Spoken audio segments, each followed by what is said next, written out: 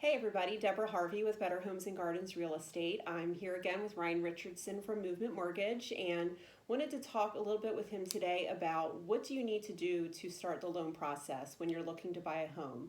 What materials do you need? What information do you need to give? So just want to see, Ryan, what is your best advice for somebody who's starting out looking to buy a house and what they're going to need to do? Yeah, so most mortgage financing is very different than other types of financing. To be honest with you, it sucks. It's a lot confusing. There's a lot of moving pieces to it, and it's very intense. Most people are familiar with a car loan. Mm-hmm. So if you walk onto a car lot with a pulse and a credit score, they're going to give you a loan. You're going to sign the papers. You're going to walk out of there with a car that same day. Mortgages is a little different. There's things that we have to verify, and we're heavily regulated by the federal government.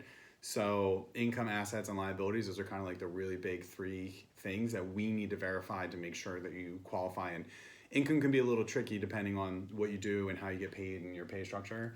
So the best thing to do is to fill out an application, get pay stubs, W-2s, bank statements, get required documentation. And that's the part that differs from other types of financing. So get that over your loan officer, let them calculate out income.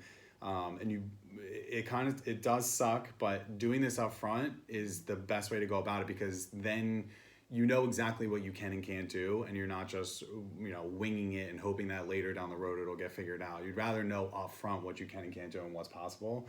So that's probably the best advice I could give you, is go through the pre-approval process. And nowadays with COVID, I mean, you almost have to do it, because no one's going to let you in to see a house unless you can prove to them that you have the money to buy the house, or that you're going to be able to acquire the financing to do it. So take the steps, go through it, find somebody that's going to answer your questions, because like I said, it's a confusing process. So you want someone that's going to kind of help you, especially as a first-time home buyer. Yeah, no, that's great advice. And I think for me, the most frustrating thing is when I'm working with buyers is they get into a house and they fall in love and they're ready to put an offer in. And the way that the market's moving right now is if you find a great house, it lists on Thursday, Friday, it's under contract by Sunday night, Monday. So people are walking into houses, falling in love with them, and because they haven't done their due diligence with the pre-approval up front, they're not able to get the house and it goes to somebody else. So definitely solid advice. So thank you. I appreciate your time. And we'll be back again with some more information and facts on mortgages and lending in the financial world around houses. Thanks, everybody.